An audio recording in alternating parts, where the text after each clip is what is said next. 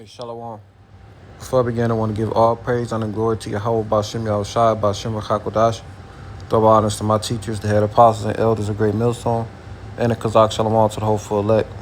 This is the brother Layash from the branch of Great Millstone here in Cleveland. Lord willing, back with another edifying lesson. Something simple.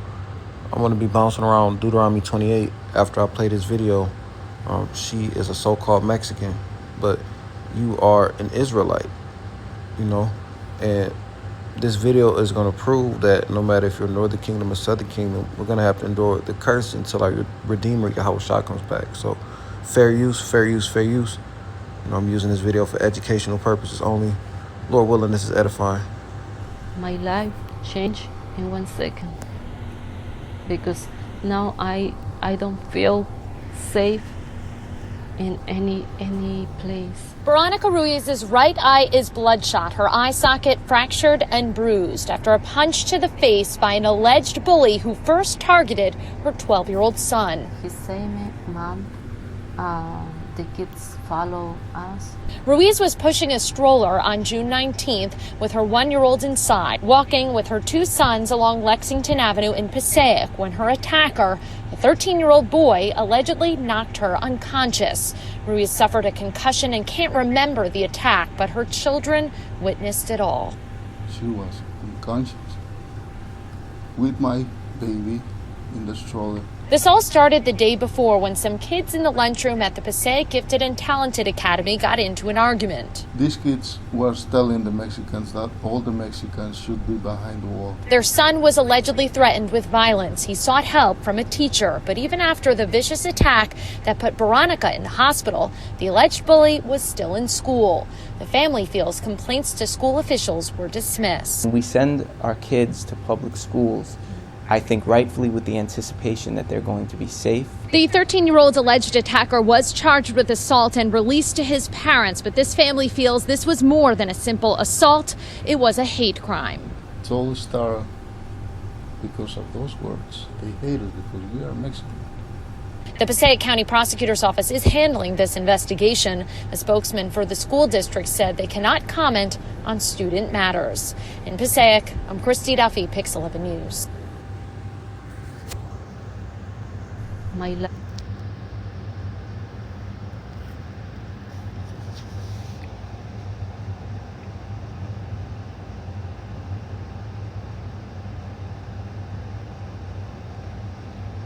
This is Deuteronomy 28 and 45. Moreover, all these curses shall come upon thee and shall pursue thee. So that means they're actively, what does it mean to pursue?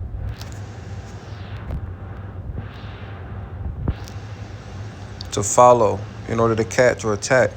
Continue to proceed along a path or route or route. Go after, strive for. So these curses on us like stink on shit. Moreover, all these curses shall come upon thee and shall pursue thee and overtake thee. And of course, what does it mean to be overtaken? To pass.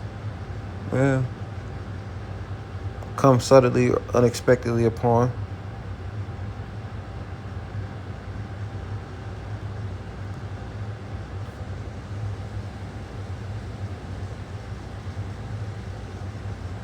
To overtake means essentially to overpower. When you feel overtaken, like you feel helpless. And there's literally nothing we can do about these curses till thou be destroyed. Right? Because thou hearken is not unto the voice of the Lord thy power. The Lord is all capital like that is Yahweh. To keep his commandments and his statutes which he commanded thee. 46 is one of the points. And they shall be a sign upon thee, and Salakia, and they shall be upon thee for a sign and for wonder, and upon thy seed forever. So a sign is an indicator. So these curses are a sign or indicator that we are the Israelites. No matter if that particular family was in Mexico, they were in Guatemala, they were in New York City, they were somewhere in the middle of Montana, they would still have to deal with the curses.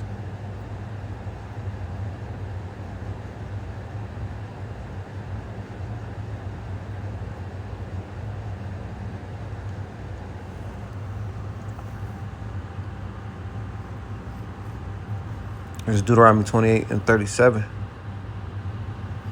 And thou shalt become an astonishment, a proverb, and a byword among all nations, whither the Lord shall send thee.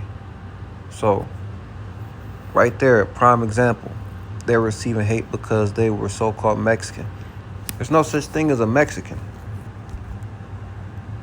If you want to be technical, if you want to be real, that is a byword. The so-called Mexicans are Issacharites. Israelites from the tribe of Issachar. Read that in the NLT. It says, you will become an object of horror, ridicule, and mockery among all the nations to which the Lord sends you. Here in America, the land of, drawing waters, you equate that to slavery. This is where we're trying to avoid, the noise of the archers by rehearsing the righteous acts. And this is where we're experiencing the bulk of the curses. The northern and the southern kingdom.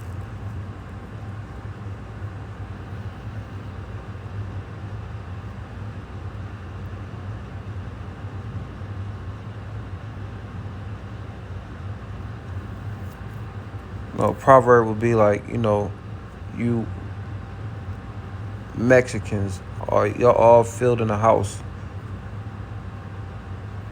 It's like 50 of your cousins squeezed into a Toyota. All the little jokes and sayings, because a proverb on the right-hand side, in a righteous sense, is a wise maxim. But a proverb in this context would be like a stereotype. Like, Jamal eventually gonna leave his family. Or, shit, I didn't know you knew your dad.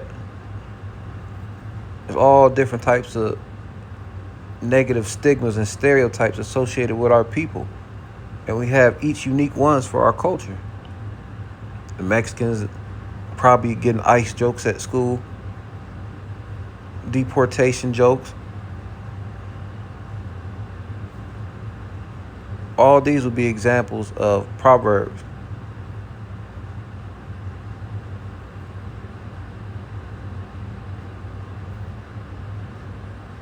And this is another one too that Issachar just experienced. In this particular video, Deuteronomy 28 and 43, it says, the stranger that is within thee shall get up above thee very high, and thou shalt come down very low. That's exactly what they're doing. It's a clear disparity in power and respect.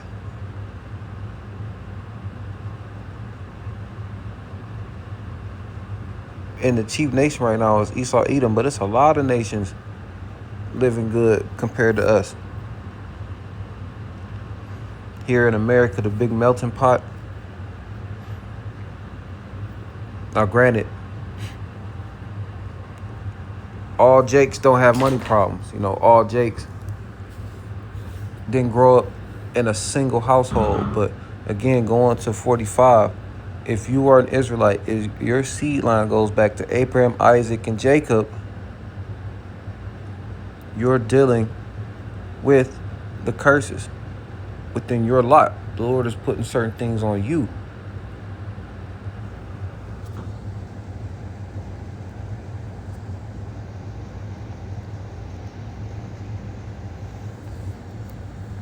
Real quick, back to the basics. We have enemies out here. We have enemies, contrary to popular belief. Psalms 83 and 1 says, keep not thou silence, O power. Hold not thy peace, and be not still, O Yahweh, Ba'ashem Yahushai. For lo, thy enemies make a tumult. Who are the enemies? The other 17 nations outside the nation of Israel. And the tumult is an angry gathering. And they that hate thee, they say that what? That hate thee have lifted up their head. They have taken crafty counsel against thy people and consulted against thy hidden ones. So they are taking crafty counsel against the 12 tribes of the nation of Israel, which are you so-called Negroes, Latinos, and Native Americans, the northern and the southern kingdom. They have said, come, and let us cut them off from being a nation. So that's the point of the crafty counsel, to keep our identity a secret from us, that the name of Israel may be no more in remembrance. For they have consulted together with one consent. They are confederate against thee. So they all in this together, and it lists the different nations who are confederate or in allegiance to keeping us oppressed and keeping us in the blind into who we really are. And guess what? No coincidence. The first name is Edom, who is the so-called white man, which, based off the context of the story, I would guess that the bully was white, a so-called white man, an Edomite. Because pursuant to the book Ezekiel, the 35th chapter, Esau Edom has a perpetual hatred. And, other precepts come to mind. They don't have worries like other men. So something that was definitely a hate crime, he essentially, from what we saw, got a slap on the wrist. That's only something Edomites can do. Because guess what? It's that same energy, that same vibration that's applied when an Edomite man kills a Jake Cobb.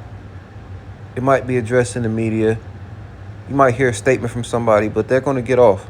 Especially if it's a certain class of Edomite with money who can afford to keep things on the hush. Best believe, get community service. Stay out of trouble, kid. It goes to show you, the Spirit of the Lord again is upon all things, and we're able to identify the Spirit. And we try to enlighten and edify those who are willing to listen. It's little stuff like that shows, okay, they're Israelites. They're dealing with curses just like somebody in the southern kingdom. So, just something quick through the Spirit. Lord willing, this is edifying. The water, Yahweh Shemel Shai, forgive me the Spirit to do this lesson. And Lord willing, again, it was edifying. Until next time, Shalom.